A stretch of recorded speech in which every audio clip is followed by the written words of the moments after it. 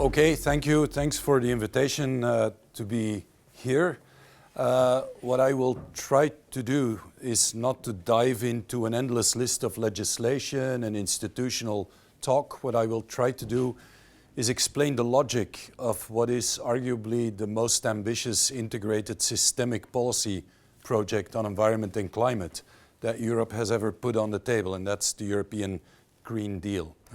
But before I jump into that logic, let me first give you the 1-minute introduction to the European Environment Agency. We were set up in '94 in Copenhagen, and in essence we do three things. We work with 38 countries, the 6 West Balkans, then the 27, it still pains me to say that, of the EU, and then also from northwest to southeast, Iceland, Norway, Switzerland, Liechtenstein, and Turkey. So 38 countries. And we gather data that is linked to environmental monitoring obligations. We make sense of the data. We connect it to policy evaluation type work. Yeah? Are countries doing what they are supposed to do? State of the environment type work. Secondly, we also do what we call integrated assessments, connecting the dots. What's the impact of changing mobility patterns on air quality and then on health, for example? We came out with a report just this week on that. And the third thing we do is we have a strong foot in science. We have 2 scientific committees operating in the agency, where we used to have a really strong UK presence as well, I have to add. And we also fund 7 networks of scientific institutions to work with us. So we have that science policy link as well. Voilà, that's the introduction. We always start from science. Yeah, I'm in an expert audience, so I don't need to introduce the IPCC. We work and contribute to its work. We work with IPBES on biodiversity loss. Much less known is the IRP, the International Resource Panel. I'm a member of that, and I'm the leading author of the next global report.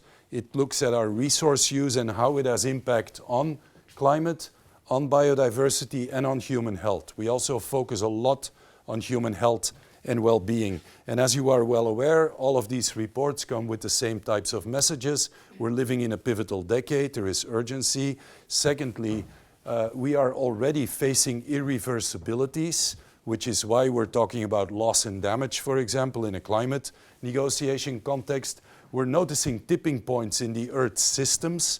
I would claim we also notice that in our social systems by now, and in the connection between Earth systems and social systems, a socio-ecological dimension, and they are interconnected. So that makes it more difficult. You could also read this message as a message of complexity, uncertainty, and risk, yeah? Which is what policymakers usually don't like. Yeah? Okay, this is another way of phrasing where we are. You know the top one, undoubtedly, the increasingly hot temperatures on this planet. You may not have seen this one.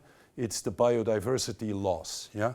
And if you look at the 2 evolutions, it would be bizarre if these 2 macro systemic evolutions are not connected. They are. Yeah? And they are connected through systemic understanding of our systems of production and consumption. What's the global response to this? It's the SDGs. Yeah? And I write the SDGs again because those of us old enough know that we had SDGs already in 1992. It was called Agenda 21. If you reread Agenda 21 and you modernize the language a bit and the science, it's exactly the same thing. And we had a lot of political commitment connected to that, a lot of institutionalization of sustainability, and yet we are less sustainable now than we were then. So the real question for me is, what will we do fundamentally differently in the next 3 decades, which apparently we haven't done in the previous 3 decades, although we had a rather similar analysis and a lot of political commitment. Yeah? Well, the European response to this is the European Green Deal. Yeah? And it has a set of policy objectives, climate neutrality by 2050 net zero emissions, biodiversity strategy that is quote unquote world leading, yeah? A new circular economy action plan where we focus on resource use, farm to fork and zero pollution. The food system, first time we had a food system approach. Zero pollution aims at limiting values of pollution below harm on human health and ecosystems. Just transition, it's the first time that the EU is explicitly linking a social agenda to an environmental agenda in that sort of explicit way. Sustainable investments, and I will say something about that, and of course it makes no sense to do all of that if you are living in an industrial wasteland, so there is a clear link with an industrial strategy towards the future. The language used when we launched the European Green Deal was, it's our most pressing challenge, greatest responsibility. Europe must lead the transition. Transition has meaning in academia, but also increasingly in politics and policy world, so I will say a lot about that. And it called it an existential threat. I can tell you this is not the type of language you traditionally find in policy documents of the European Commission. Yeah? So there was a click there in the thinking, but what I find really important is to understand the basic logic. This is not an environment and climate agenda. It's an agenda of systemic societal transformation or sustainability transitions, which has a lot of these characteristics. It's an investment, a political priority for Europe, a strong systemic logic. Sectoral policies are at the heart of it, and I call it sectoral policy 3.0. The first generation, 60s, 70s, and 80s, pollute less. Yeah? The second generation was become more efficient and optimize your system without questioning the system. The third generation is now reinvent yourself into a mobility system that is adapted to the boundary conditions of the 21st century and not those of the previous century. So it's a very fundamental sort of program, and you can read through the rest of the things. We're of course framing this also in unprecedented times. Yeah? And without diving into this, it is quite remarkable that after COVID and after the macroeconomic pressures and the war in Ukraine, that the EU is sticking to the European Green Deal. If anything, it has strengthened some of the dimensions, like the energy transition, where it would have been easier to walk away. Not now, not now, because we have other objectives, so that has not been the case. Now, I know I'm in one of the most esteemed academic environments in Europe, if not the world, so I will do what I learned from an old professor of mine who waved every month with an old book, and he said, this is an old book, read it. It's not because it's old that it's irrelevant. Yeah? The older I get and the more I watch in the mirror in the morning, I think that also applies to myself. But anyway, so I took Thomas Kuhn, 1962, on scientific revolution paradigm shifts. And I will use it as a pedagogical tool. I'm not going to give you a lecture on the philosophy of science, do not despair. But I think it's a really nice way of thinking about why are we now framing these policies that are really different from before. Yeah? So, what are we going to do? We will walk through the Kuhnian circle. Yeah? And Kuhn says the first part of that circle is normal science. You respond to the society in which you operate. With science, I extend it to policy, because you're solving the problems and you have a certain theory and paradigm that is shared. And I think in the EU, it was the so-called acquis communautaire, the legislative body on environment and climate. It was comprehensive, and it was addressing some of the most serious environmental concerns. 7th EAP stands for 7th Environment Action Programme in the EU. The policy theory was fighting pollution, protecting areas that we call nature, yeah? And thirdly, institutionalization. An enormous breakthrough of institutionalization in this field. The knowledge paradigm, I assume you know, you're part of it. the traditional sciences, rather fragmented, I have to say. So we see fragmentation in policy design and implementation and a lot of linear thinking. Yeah, that was the essence. Then Kuhn says, we start to see anomalies, and you do three things. You blame the apparatus, you set aside the problem, and you modify the paradigm. Yeah? And do we see that? Yes, because that 70 AP says we have still some concern, not least to insufficient implementation of existing legislation. In other words, you blame the apparatus. Don't question the medicine. You should just take it better. Yeah? It's the whole idea of policy implementation and improving that. And you can see it at a global level. Ban Ki-moon, 2015, you had between Agenda 21 and the SDGs, you had the Millennium Development Goals, and he, in his writing about it, said, we lifted 2 billion people out of poverty, we did really well, but we should pay more attention to climate and environment. You set aside the problem because there is a causal link. We lifted them out of poverty, but based on unsustainable systems of production and consumption.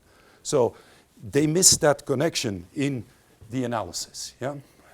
Then we added to the policy thinking, efficiency thinking, and optimization. We spent 30 years optimizing the combustion engine.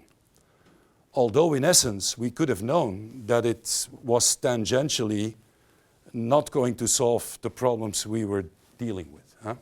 And we modified the knowledge base, effectiveness and efficiency thinking, market-based instruments, very popular in some countries, voluntary instruments. The Dutch have written a whole library full of literature on voluntary instruments. Yeah, and so voila, that was what it was. Can I illustrate that as well? We blame the apparatus? Yes, it's happening even today. You know these images from last summer. Yeah, this is the last summer. Yeah, okay. So what did we do? Politicians primarily called it exceptional and unexpected. Yeah, you ignored the problem. Yeah, no, it was not, because 10 years ago, you already saw these exact same photos, but they looked like this. It's called science. Yeah, what we saw last summer, what we were predicting in our modeling, in our climate modeling. So don't pretend that this is a hiccup. No, it's structural. So you set aside the fundamental problem by framing language around things that was not correct. Yeah? Then we go into crisis mode. What is that? The anomalies become too big, so your policy theory and your theoretical frameworks do not match with reality anymore. There is a mismatch. And then he uses some apocalyptic language. Faith in the paradigm is shaken. Yeah? Okay, good. Do we see that? Yes, I stick to that 7th Environment Action Program because it says then that we are dealing with current wasteful production and consumption systems in the world economy. Now, wait a minute, that is rather different from saying we should improve implementation. Yeah? This is a completely different type of language. Yeah? We say, in our SOER 2020 State and Outlook of the Environment report, which we did with colleagues in the UK still, at that moment we talk about persistent problems at the systemic level. Frans Timmermans, the number 2 in the European Commission, Executive Vice President, says the model is broken, we need a new model. And then you know Guterres, who is very outspoken and uses rather strong language recently. But can we illustrate that? Yes. This is from our State and Outlook of the Environment Report 2020. We call this the piano of the European environment. Yeah? Every key on the piano is a policy or a set of policies for which we have data and do analysis. Yeah? Okay, good. You see the trend lines of the past 10 years. And then the outlook. It's important to look at the outlook. The green disappears. This is in the region that has the best environmental policies on the planet. So this is faith in the paradigm that is shaken. What do you mean? We're the best in the world, best in class, and it doesn't work. Yeah? Now, business as usual is no longer possible. That was our conclusion. not even business as usual plus, which means let's do better what we have been doing. So you need to look at something else. Can I illustrate that with data? Yes, this is after 20 years of biodiversity protection. The green is the conservation status of habitats that is in good shape. Yeah? 20 years into a policy, you could even say 40 years into a policy. Yeah? Faith in the paradigm is shaken. Yeah? Did we do what we promised to do? Yes, Natura 2000 sites that are protected, we increased them. You can say, what happened in the last years? It went down. No, it's the UK that left the statistics, so it went down, and now it's going up again. Huh? Okay, but there was no proper management of these sites. Yeah? As I said, in 2001, the EU said, we will halt biodiversity loss. Didn't happen. We did the analysis, State of Nature report. So in 2010, the EU said, you know what, we'll do it by 2020. We did the analysis, it didn't happen. Well, what's next? 2030? That has no legitimacy or credibility. So you now need to start to ask the fundamental questions. Why is this paradigm not working, this policy paradigm? Yeah? The same can be said for circular economy. 2010 to 2021, it grew from 9% to 12%. Yeah? This is not what the paradigm was expecting to deliver. This is far below what we were expected to deliver. So faith in the paradigm is shaken. Okay, then Kuhn says you start to see a change in worldview, and he calls it a Gestalt shift. Yeah? And if you use a German word for it, it's serious business. So a Gestalt shift. Okay, it pretty much means that you start to look at this complex reality through a different lens. You put yourself in a different position in this complex reality. You start to focus on different causalities, different levels of analysis, and you start to think of new ways of approaching reality, simply said. So you start to see different perspectives and new paradigms are explored. Do we see this? Yes, Guterres talks about a suicidal war on nature. The European Parliament decides to use terminology of climate emergency. So in words, we are looking at this reality differently. Beyond GDP, the OECD, which I've always considered as the cathedral of traditional economic growth thinking, is now leading work on beyond GDP. Yeah? It's rather significant in terms of reframing reality. We talked in our SOER 2020 about transforming key societal systems and systemic change. Yeah? Two things about that. A couple of weeks later, the European Green Deal came out. And on page 1, it mentions our SOER 2020 as the knowledge base. Yeah? That's of course not that they wrote it in the 2 weeks after we came out with our report. We had been working together with those who were writing the European Green Deal. The other thing is when I presented our SOER in the US at the US EPA, I was done presenting, talking about systemic change, and the first question came in the Q&A, and the question was, are you allowed to say these things? And I said, no, not only am I allowed to say it, it's actually my job to say it, because we're an independent knowledge agency in the EU system. So that might be the difference with their reality. By the way, I added limits to growth, 1972. A lot of this language goes back to scientific knowledge and understanding and build-up that was there. Okay. If we think of a Gestalt shift, this is sort of a framing of that, you know, we just came out with a paper that is called Rethinking Humanity in the Anthropocene and the Implications for Policy Making.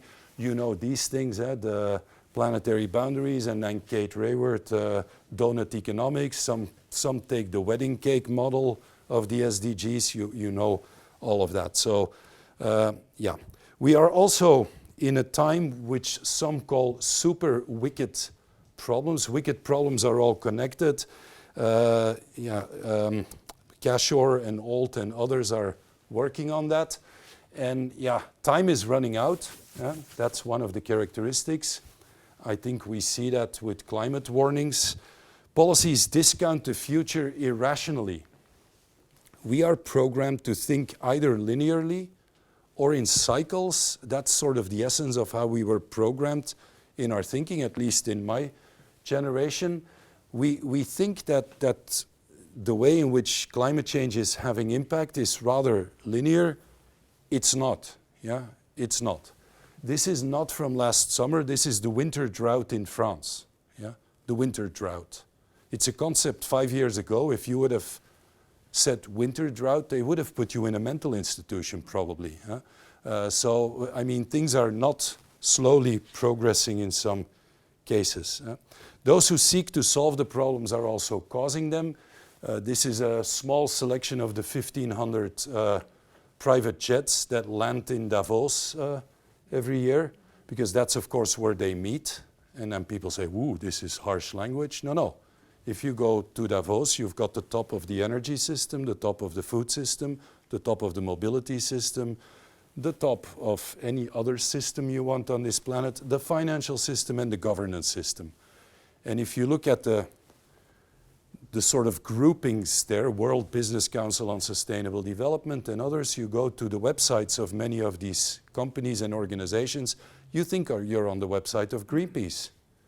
You know, they start to use the same colors, the greens, the yellows and the blues, and they all have at least a vice president for sustainability, and they're all about saving the planet. Yeah? Well, we need them, but this is the sort of realization where we are. Yeah?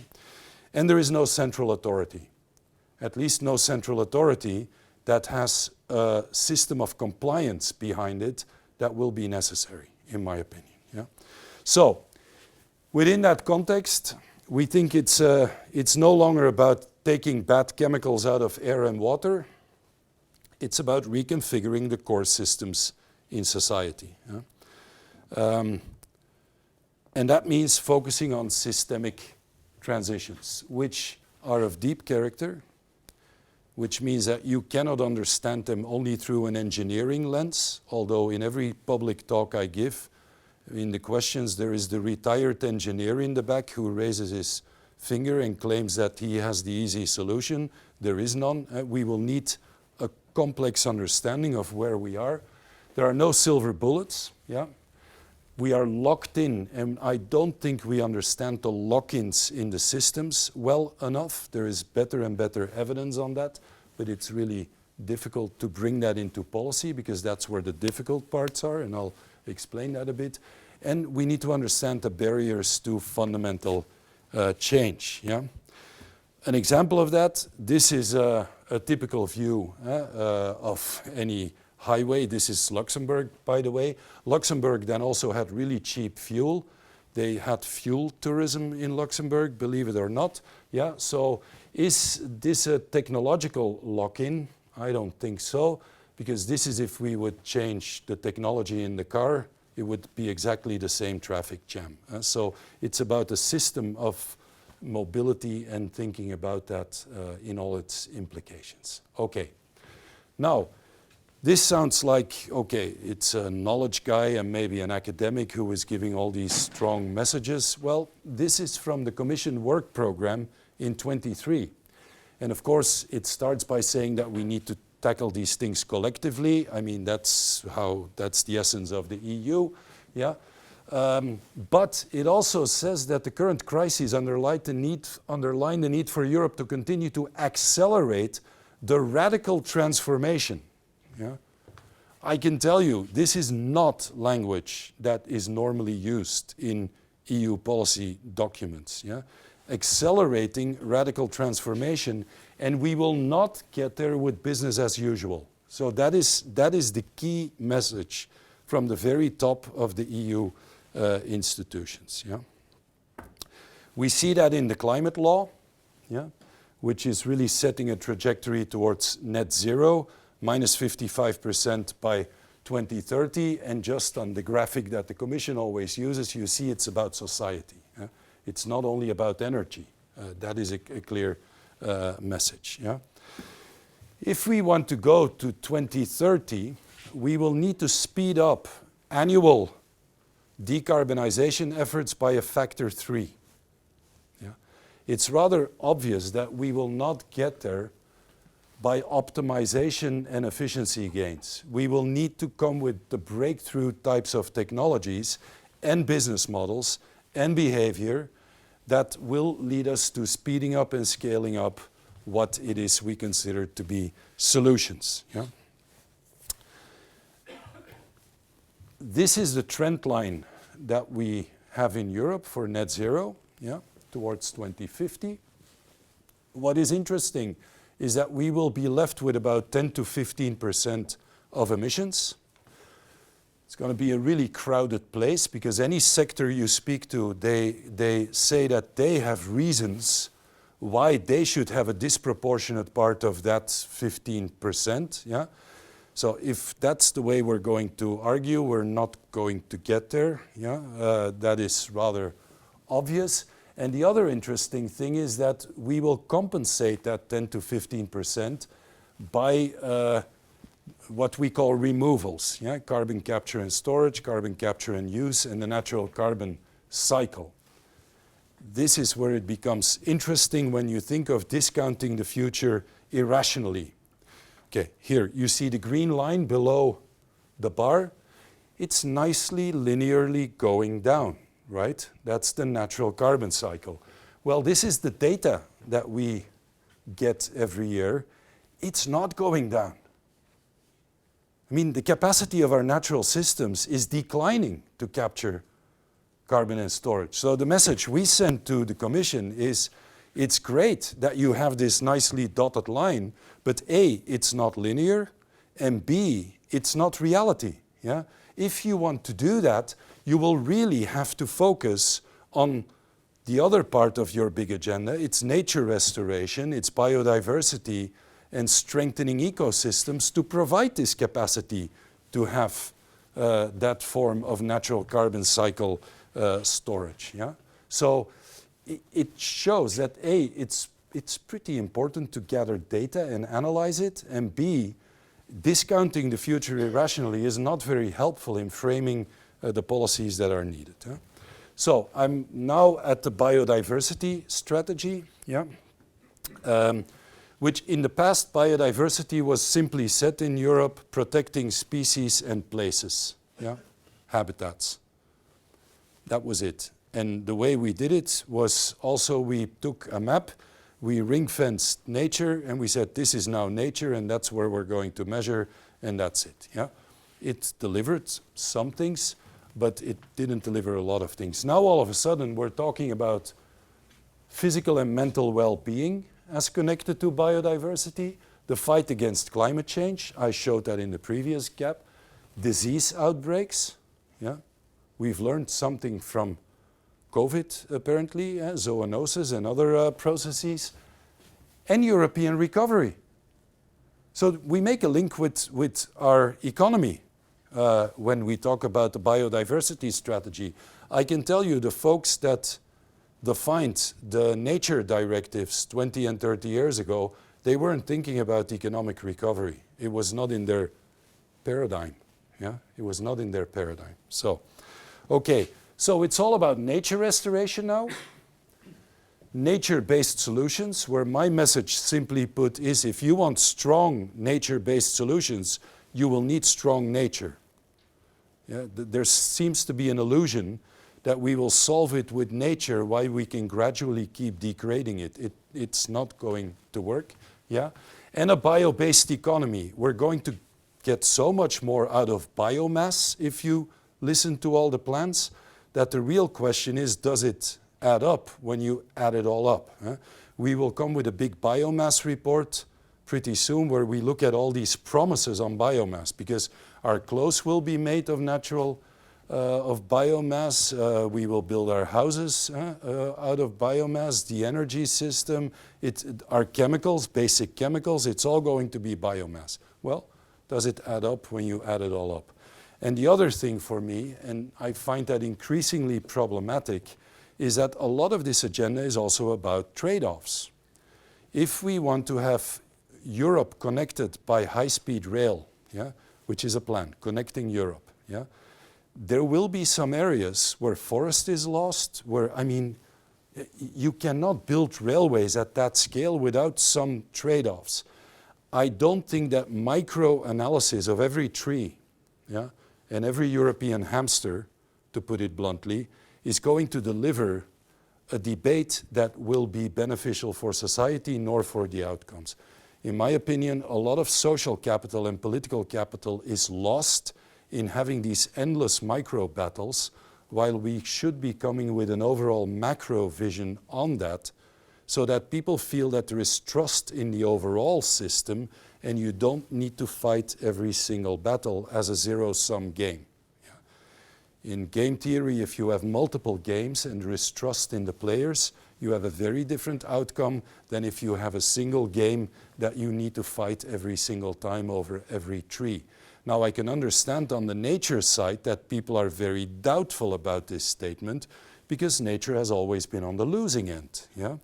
And the developers and the infrastructure guys and the business guys and the promoters of new developments have been on the winning side. But if we don't turn that logic around, I don't think that this micro-analysis of trade-offs will deliver the systemic answers. Okay. If you don't recognize the Mendeleev table here, that's because it isn't a Mendeleev table. It's framed as a Mendeleev table, but it's by Paul Anastas from Yale and a number of his colleagues, the grandfather of green chemistry, who says if we want to move in that direction, we will need to step away from our current chemicals. And he says that as an academic, but the director, the previous director of the Chemicals Agency in Helsinki was very clear. With the current molecules system, we are incompatible with biodiversity goals, we're incompatible with climate goals, and incompatible with human health goals. So we need to rethink our chemicals paradigm, embedded on the REACH legislation, and it's another sector that needs to reinvent itself. Yeah? Tall order, the core statement in the chemical strategy that is under revision now is safe and sustainable by design. Yeah? It's something that we as an agency contributed to. We work extremely well together with ECHA, the Chemicals Agency, and with EFSA, the Food Safety Authority. The three of us are responsible for that. Then on social change, yeah? Just transition. Yeah? It's now a banner, you need to wave with it. If you don't, you're not considered to be bon ton, to say it in proper English. I do, and I'm not against this at all in all clarity, but it's easy to say now, oh, leave nobody behind. Yeah, what the hell does that mean, you know? I think it's a concept that is underdefined, underspecified. We have a poor knowledge base for it, by and large.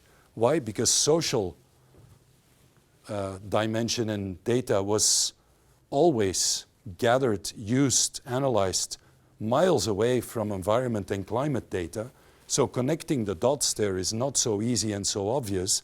We have better and better data and also methods to do that nowadays, but we have a poor knowledge base for it. Yeah? We are working together with the European Foundation in Dublin now, and we are using data that is socioeconomic. And one result, for example, will be that we will be analyzing and putting online a dynamic atlas of pollution, health, and social distribution on our website. Then you can open serious debates about leaving nobody behind. Yeah?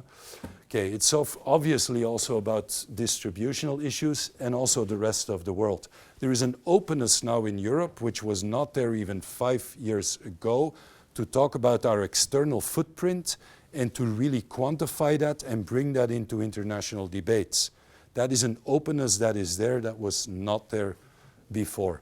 It also leads to major initiatives in Europe to think about beyond growth and beyond GDP that we contribute to. Yeah? So the social dimension, I think, is critical because we're talking about societal change. Climate change is not a physics problem. Huh? It's a social problem, in essence. It was caused by humans, and we are impacted by it. I mean, the planet will do well without us. That is no problem. So it's a social problem. So we need to understand it in its multiple dimensions. By the way, I think it's one of the dimensions where we can learn from the US, because they've had legislation on environmental justice for more than 20 years. The US EPA is doing an annual report on that, and I think we can learn from that. Yeah?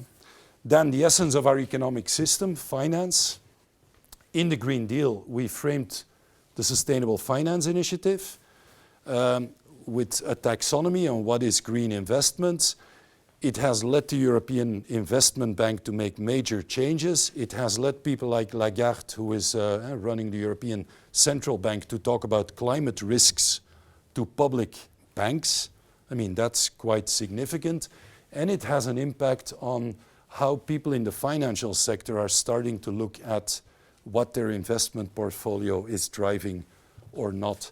And a couple of months ago, I gave a keynote for the financial sector with the Commission, the European Commission, but then the financial side of the Commission. Paradigm shift, I can tell you 5 years ago, the idea that the director of an environment agency would give a keynote to the finance people, again, you know, put this guy on an island and keeping him away from us, that was not in the picture. Huh? So, I mean, in that sense, things are changing, yeah? But we do that in a time when, you know, have you seen the profits of the oil companies lately, and hundreds of billions? When we cannot get together a climate fund of 100 billion, what sort of message are we sending there? When the ambiguity in the system is that no Russian gas, we now go to Qatar, yeah? Well, as somebody who is a social scientist by fundamental training, I don't know whether Qatar is the big improvement when it comes to human rights. And I mean, the ambiguity in this complex system is there. Huh? So we need to deal with it. And at the same time, and this is coming from the World Economic Forum, not from some green left-wing think tank or radical rebel rousers, they are saying that we could save 1 trillion a year by going green in the energy system. So what's holding us back? That is called lock-ins and barriers. So we need to understand them better. Huh? Okay, back to Kuhn. You thought I forgot about Kuhn, I didn't, yeah? You may have forgotten about Kuhn. Okay, then he says we are in a pre-paradigm phase. Alternative concepts compete. It's an anarchic period, and fact-gathering appears unguided. Well, in 2016 or 17, I gave a talk called Europe's Emerging Transition Agenda, Making Sense of the Green, Blue, Circular, Resource-Efficient, Low-Carbon, Bio-Smart Digital Economy. And by now we can add regenerative economy and just and fair transition. Yeah? I'm not ridiculing all these terms because they all have meaning, they all have a policy setting, they all have budgets attached to them, they all have regulation, they all have NGOs and academics working on them. But at the end of the day, it is about connecting the dots and transforming the economic system of production and consumption within these planetary constraints and with a sense of social distribution. Yeah? So we need to get better at that. Is this anarchic? Certainly it was. It's less anarchic now with the Green Deal, because the Green Deal is connecting a lot of these dots. And fact-gathering appears unguided. Oh, yes, it is. Yeah? If you want to find traditional economic data, easy. If you want to find traditional environmental data, fairly easy.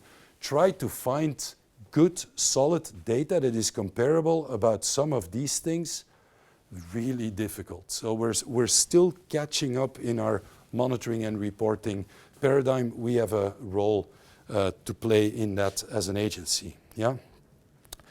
There is no shortage of data. This is from 2002 to today, the data that we have been gathering. It's a factor 2,000 in 20 years. So the agency is gathering 2,000 times more data, and that is not counting the Copernicus data, which is petabytes. Yeah? So it's endless. Yeah? Endless. Look at nature data, however. That has hardly increased.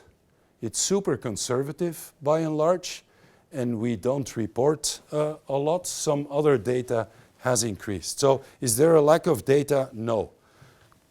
Copernicus data is increasingly there. We are a key player in Copernicus. We can do a lot with it, but the environment community tends to be very conservative in changing the monitoring and reporting paradigm. And I'm not pleading to throw all the in situ data away, but in connecting the dots, there is a lot of work that needs to be done. Yeah? This is an illustration in '94 and now more recently, 2000, how air and climate, nature, sustainability and well-being and economic sectors, how we connect the dots. And in the beginning, we were doing rather linear analysis, as was the case almost everywhere. The water people did water, the air people did air, the soil people did soil, and you had to be a rather special person to connect the dots, and especially in academia, that was not part of the reward structure. You know, stay in your discipline, your sub-discipline, your sub-sub-discipline, and deeper and deeper and deeper, yeah? An inch wide and a mile deep, yeah? I'm not pleading for an inch deep and a mile wide. We wouldn't call that science, but connecting the dots should be part, I think, of more systemic understanding. And this is what we are doing now. It's much more connected, yeah, in what we do. But look at where it's least connected, in natural capital, in biodiversity, very conservative field, yeah, in many ways. And we have not managed to connect it to societal dynamics as much as some other fields. So, more data, how do we then create impact from that data? By communicating it well, and I think that is where there is a lot of lacking on the side of those who are sitting on the data. How many presentations do you go to where every other slide the presenter has to say, I know you cannot read this, but this is what it says. Not with me. You know, if they come with something like that, my staff, I say, out, you know, I don't need this. Or I know this is hardly understandable, but, and imagine you're talking to policymakers. They have no time for that, yeah? Okay, and then you may have some impact, but it means that we need to become bilingual in science policy. And I think that's where the value of these institutions is that can connect the dots. I am a non-believer of direct science policy interface. Very few people do it. You need institutions, in my opinion, that are specialized in integrating new and relevant science, translate that into a language and products that we know are aimed to influence policy making, because that is where it's a specialization in and of itself, yeah? And we shouldn't waste too much time on this. Okay, near the end, then we enter the new paradigm stage, yeah? Where the systemic is the norm, yeah? From a knowledge perspective, that's my specialty. I think we need a networked knowledge system, much more than the fragmentation than we've had before. And we can talk about a lot of these other elements, which I'm sure you are familiar with. It starts with systems literacy, though, which does not tend to be widely spread even in many of our best universities today, yeah?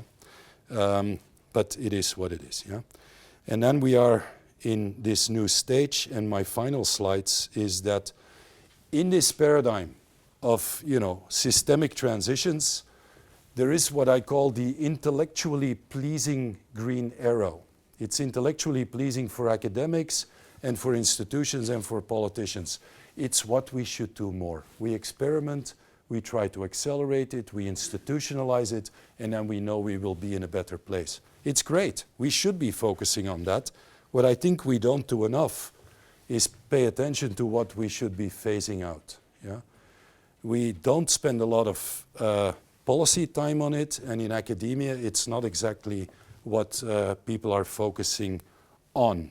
But I think it's necessary because that's where the conflicts are. Hey, it's my job, my sector, my region, my house, my land, my this, my that, yeah, or at best our sector, yeah. That's where we will need to find enabling conditions, and we know what this is about. Fossil fuels, yeah. I know it's a sensitive issue maybe here in Scotland, but fossil fuels, yeah. Environmentally harmful subsidies. The OECD and the EU have worked for 30 years on environmentally harmful subsidies. Where are we today on that? Well, not exactly massive progress, yeah, as we know from a variety of institutions. Sustainable taxes or unsustainable taxes and phasing them out. Yeah? There is fantastic work on sustainable taxes. We work a lot, or I consider as a academic friend Paul Eakins, his work on environmental taxes is world renowned. Where are we with that? We did a report on that a year ago. I can summarize it in 4 words. It is going nowhere. Yeah? So we're not really having the breakthrough there. Unsustainable spatial planning. I come from a country, Belgium, where spatial planning is pretty horrific. Yeah? If you have bad spatial planning, good luck with all the rest. Huh? So spatial planning, if you go to the Mediterranean, any coastal region, spatial planning, yeah. But yeah, spatial planning is really one of these backbones. So unsustainable spatial planning, we should phase it out as rapidly as we can. It locks us in for decades sometimes into habits. Yeah? Unsustainable inequality and living conditions for me are part of this agenda as well. And there is quite a bit of that, not only at a global level, but also at the local level. Voilà, this was a bit what I had to say. I hope that this was made any sense to you. I'm of course open for any criticism or questions or any of that. For every slide that I showed, we have 10 reports and 12 briefings and 19 data sets, and I could give a 2-year course on the basis of these slides, but I thought I'd give you the overview of the thinking behind these things. Thank you.